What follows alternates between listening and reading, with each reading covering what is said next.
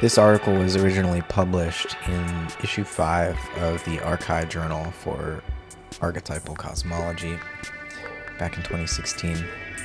It begins with a couple of quotes. The first from St. Augustine, his Confessions. What is time? Who can give a brief or easy answer? Who can even form a conception of it to be put into words? Yet, what do we mention more often or familiarly in our conversations than time? We must therefore know what we are talking about when we refer to it, or when we hear someone else doing so.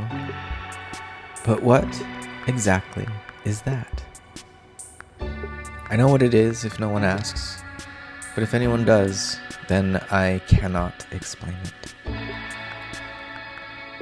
The next quote is from Samuel Alexander from his book Space, Time, and Deity. Time, as a whole and in its parts, bears to space as a whole and its corresponding parts a relation analogous to the relation of mind to its equivalent bodily or nervous basis. Or, to put the matter shortly, time is the mind of space, and space the body of time. The essay begins. 1600 years after Augustine's death, despite humanity's tremendous advances in scientific knowledge and technological power, time remains as mysterious as ever. On the one hand, the experiential passage of time is among the most mundane facts of our day-to-day lives. We say, I am 29 years old, or let's meet Wednesday for lunch. And no one has the slightest problem understanding what we mean. On the other hand, as even Augustine, one of the most philosophically learned persons of his era, as even he was forced to admit, when we stop to ask what is time, our intellect is stunned into silence. Despite time's mysteriousness, many thinkers have overcome this silence to venture an answer. Samuel Alexander's pithy account of time as the mind of space provides my essay with a point of departure. I endeavor, upon this brief account of several archetypal modalities of time, with the understanding that, for the most part, time's rhythms unfold unconsciously in the depths of the cosmic psyche. Time unfolds in its full complexity, in other words, at levels far more profound and pervasive than what I am normally capable of perceiving. The time of my conscious mind and personal psyche is bound up with and dependent upon that of the Platonic world soul, whether I know it or not. I glimpse but a small sliver of its divine temporality. I grasp time in terms of days, weeks, and years, while the psyche of the cosmos, the soul of the world, encompasses time as its eternal circumference, because my conscious intellect penetrates only so far into time's obscure cosmic meanings. My philosophical reflections have to be supplemented, and I must seek aid in and help from the participatory epistemology that is characteristic of archetypal cosmology as a methodology. The intuitive but no less rigorous method of minding time's rhythmic modalities exemplified by the practice of archetypal cosmology complements ordinary critical analysis using concepts by opening its practitioners to a non-ordinary form of sympathetic perception by way of symbols. With the help from archetypal cosmology, as well as the genius of the ancient Greek language and mythology, I aim to begin untangling the knot of time by naming and so differentiating three of its most important strands. Said otherwise, I want to introduce my readers to three gods, each of whom has a powerful hand in shaping our experience of time.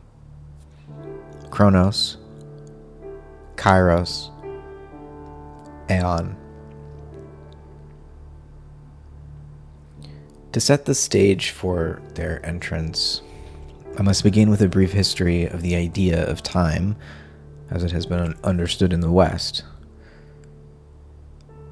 Plato suggests in his dialogue Timaeus that time is brought forth by the rhythmic dancing of the sun, moon, and 5 other planets known to the ancients across the stage of 12 constellations. Through this friendly wandering, these archetypal beings spinning around and with one another, eternity is permitted entry into time. Their motion permits eternity's entry into time. Plato's ancient vision of a perfect cosmic order had it that the motion of the 7 known planetary spheres was in mathematical harmony with the 8th supraplanetary sphere of fixed constellations. So time is said to emerge from this harmonic motion. The precise mathematical description of the planetary motions had not yet been devised, but Plato was intuitively certain that a solution to the problem of the planets would eventually be found. He argued that the ratios of the planetary orbits should add up to one complete whole, finding their unity in what has been called the Platonic or Great Year, which we know today is approximately a 26,000 year precession of the equinoxes. This highest of the heavenly spheres was the god known to the ancient Greeks as Aeon. A generation later, Aristotle critiqued his teacher Plato's idea of time as produced by motion. Aristotle argued that time could not possibly be produced by motion, since motion itself is something we measure using time. Motion can be fast or slow, he argued, but time always flows at the same rate. Time, for Aristotle, was simply a conventional means of measuring change. His was the beginning of the scientific view of time as measurement, replacing Plato's more mythic account of time as a moving image of eternity or a living icon of the divine. We must be careful not to oversimplify their disagreement. Aristotle didn't deny the reality of an eternal divinity. He just severed all connection between eternity and time, God and the world. Whereas, or at least any real relation between the two. Whereas Plato was struggling to articulate how the two might participate and dwell within one another. Plato related time to the world soul, the mediatrix allowing invisible eternal forms or archetypes, smooth passage into the visible motions of the animated physical world. When Plato looked to the heavens, he perceived in their hidden harmony the very source and destiny of cosmic history. As will become more apparent when the gods of time are described in more detail in a moment, Plato's view of time is ruled by Aeon, the guardian of eternal, mythical, circular time, while Aristotle's is ruled by Kronos, the god of historical, linear time. Despite Aristotle's preference for a more abstract conception of time, even 2,000 years after his death, most of Europe's theologians, philosophers, and astronomers assumed that the planetary motions were in some sense a reflection or expression of living, qualitative time. For example, Copernicus's heliocentric reform of Ptolemaic astronomy was undertaken in part as a result of the Church asking for the construction of a more accurate liturgical calendar. Without an accurate calendrical account of the rhythms of time, religious rituals could not tap into and participate in the life cycles of the cosmos, and so could not keep humanity synchronized with the sky. Usually thought of as the initiator of the scientific revolution, Copernicus's scientific work was also motivated by a spiritual commitment to Neoplatonism. For him, the sun was God's visible image and worldly manifestation. It was only fitting that God be seated in the center of the solar system. Galileo's view of the universe was, on the face of it, a complete rejection of both Plato's ensouled cosmology and Aristotle's animistic physics. Students of Aristotle will remember that he still held a teleological view of chronological time. An apple seed develops into an apple tree because the latter is the purpose of the former. Similarly, an apple falls to the ground because it desires to do so, because Earth is its natural home. Temporal process is given a meaningful arc, which is to say, that motion is understood teleologically, that is, in terms of its purpose or end. For Galileo, in contrast to Aristotle, nothing in the apple compels it to fall. It is simply a blind happening caused by the abstract laws of gravity. Time becomes merely a means of measuring this meaningless motion. Galileo, like many other early scientists, rejected the idea of purposeful, meaningful time, at least in his work as a physicist. In his work as an astrologer, he accepted the qualitative texture of time's planetary rhythms. Similarly, while Newton the physicist reduced time to a mere mathematical quantity, Newton the alchemist and faithful Christian held a firm belief in the providential arc of history. He employed an exceptional amount of mathematical effort in attempting to calculate the exact dates of the crucifixion of Christ and of the apocalypse based on the lunar calendar. Despite his largely private obsession with the divine structure of time, Newton's public influence on the development of physics is clear as day. He finished what Galileo had started. As a result of his elegant equations describing universal gravitation's effects on heavenly planets and earthly apples alike, time was thenceforth understood to be nothing more than a constant background rate of change, against which the meaningless motion of material objects through empty space could be measured. Time became t, an algebraic function in a differential equation. Though they rejected Aristotle's view of teleological time, again, at least in their role as physicists, these early scientists, Newton, Galileo, they only further formalized Aristotle's view of time as a measure of motion. Less than a century later, Immanuel Kant preserved qualitative time from total annihilation at the hands of mechanistic science, but only by sequestering it within the human subject as what he called a form of inner intuition. Plato's archetypal forms, once living cosmic powers, became, for Kant, fixed concepts within the human mind, with no intrinsic relationship to the dead material objects they supposedly represented. Human consciousness was full of qualitative depth and guided by a creative intelligence, but the soulless world upon which it gazed, whether it looked vertically to the sky or horizontally along the earthly horizon, was to be understood purely in terms of mechanical laws. The picture painted by Kant is not so clear-cut, however. He never suggested that the universe actually is a giant machine. He only argued that the human mind is unequipped to grasp it intellectually in any other way.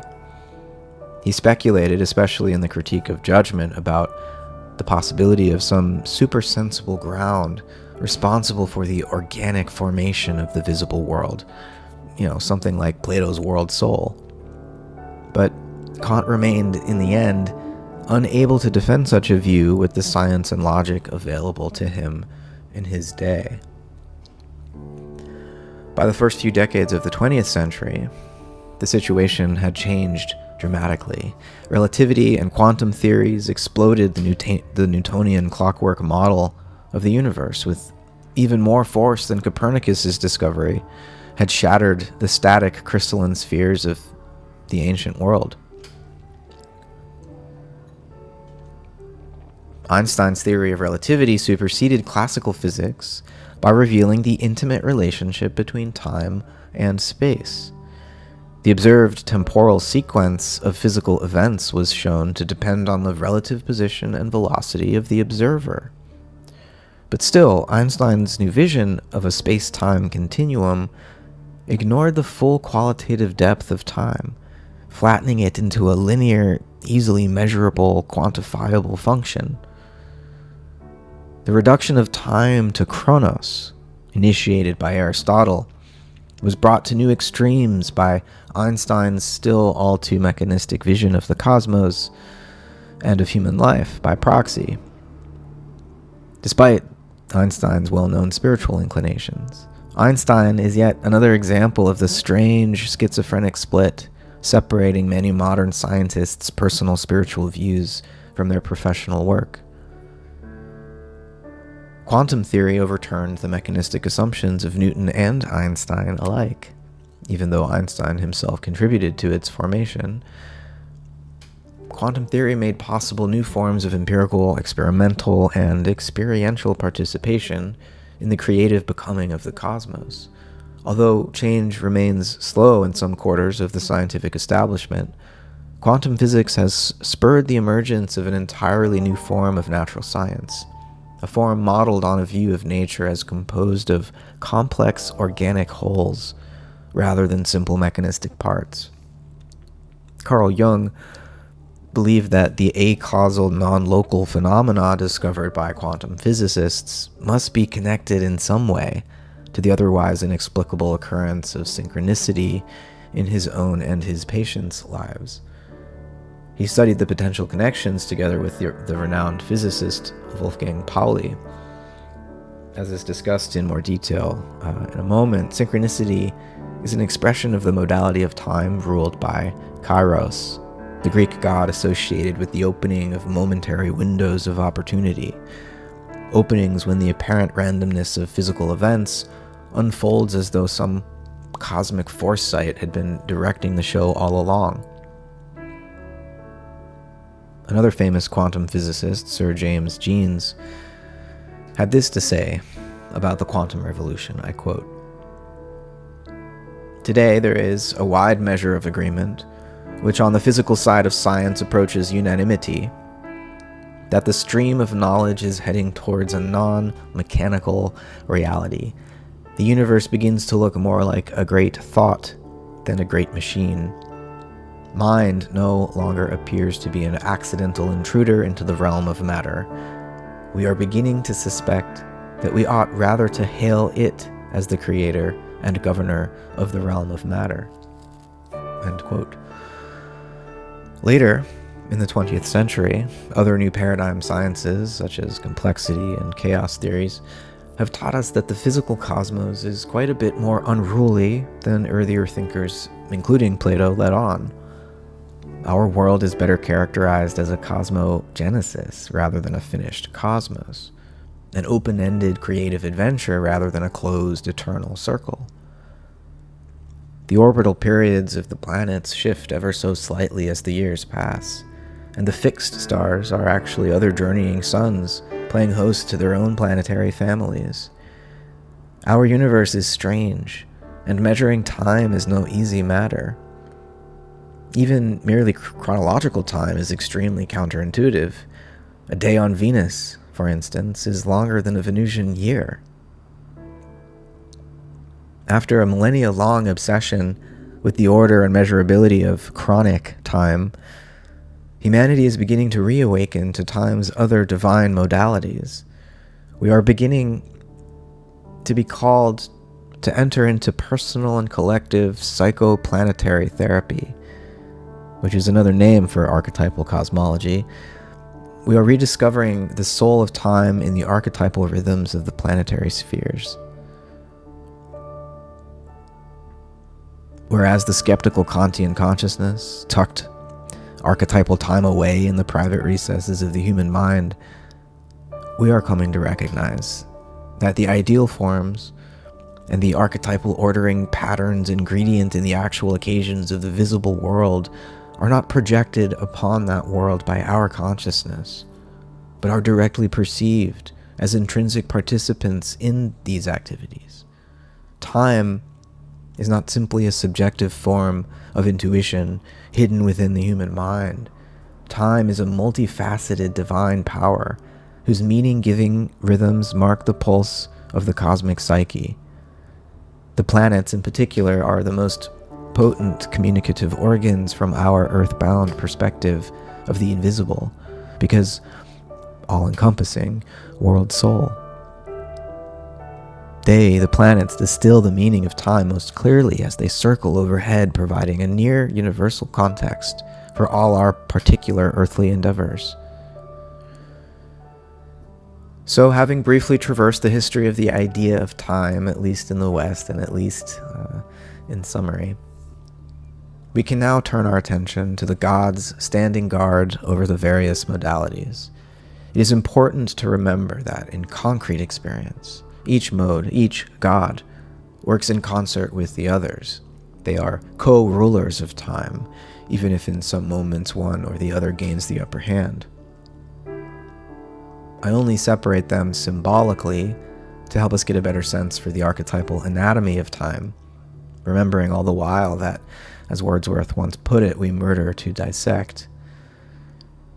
Each god grants us another perspective on time, whose true essence remains as mysterious as ever. My correlations between each mode of time and a specific planetary archetype arise from subtle intuitive resonances, not clear and certain knowledge. The complexity and multivalence of these archetypes forces me to hold these correlations lightly and to invite the reader to test them in the fire of their own experience. Having said that, I also humbly ask for the blessing of the gods of time as I attempt to give expression to their meaning and power. Kronos rules quantitative, homogeneous time. Kronos is secular time. The modern age has almost entirely succumbed to chronic time, which is empty and passes meaninglessly without narrative arc.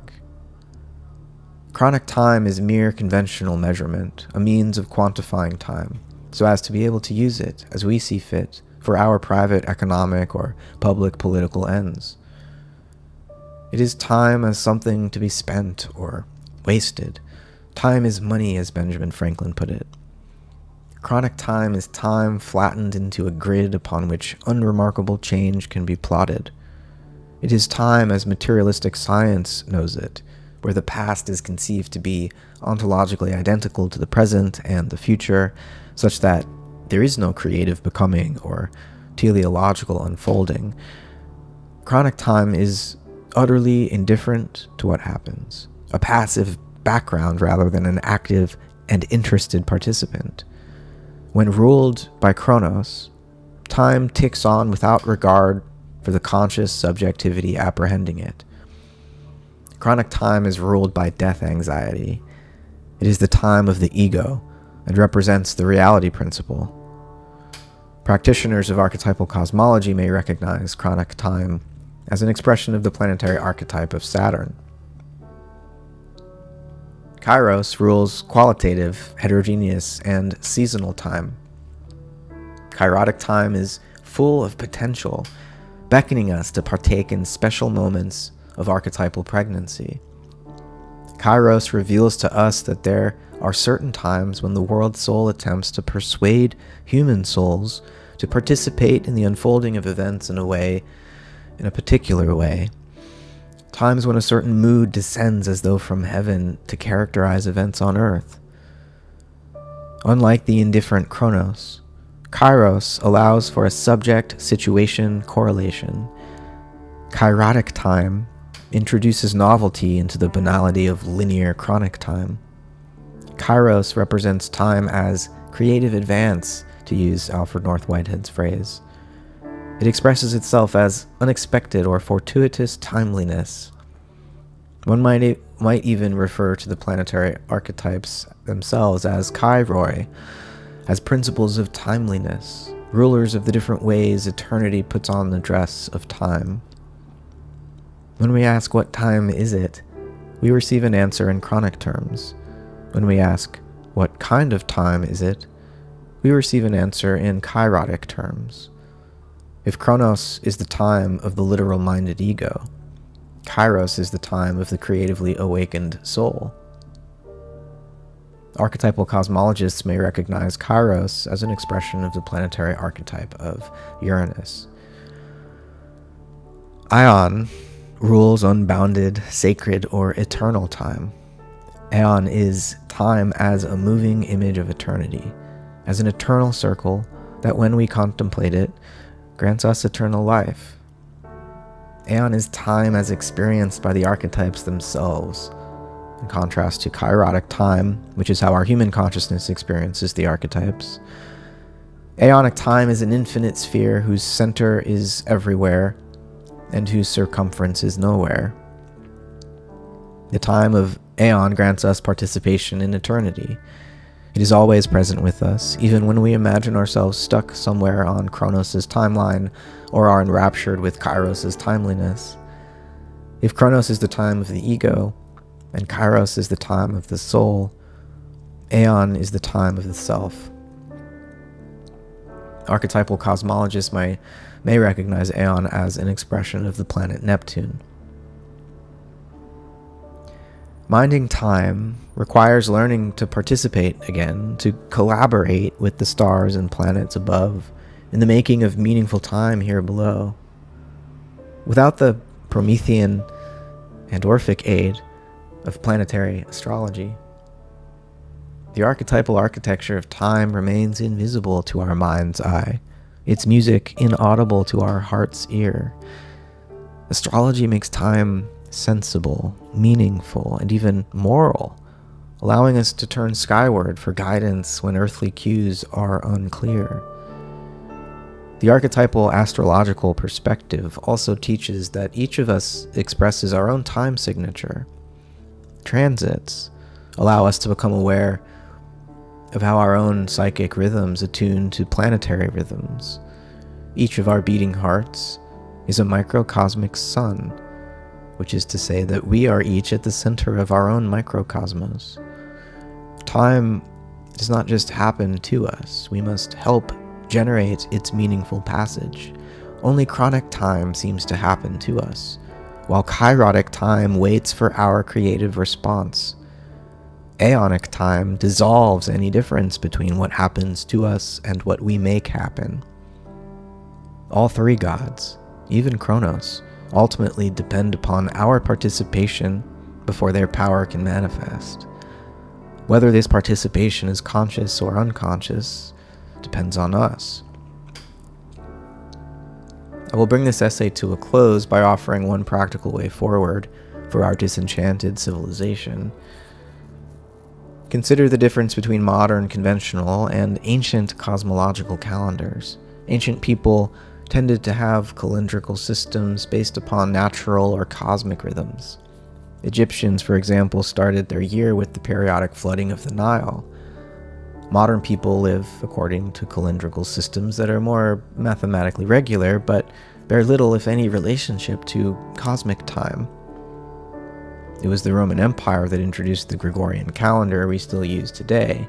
Its year begins arbitrarily on January 1st, a free-floating date that corresponds to no significant cosmological or ecological event, not even aligned with the winter solstice less than a fortnight earlier. The modern world measures time in merely conventional terms, reducing time's archetypal texture to an arbitrary cultural construct. If we hope to reinvent ourselves by bringing forth a more cosmologically grounded and ecologically attuned civilization, turning again to the heavens for our sense of timing may be a crucial first step.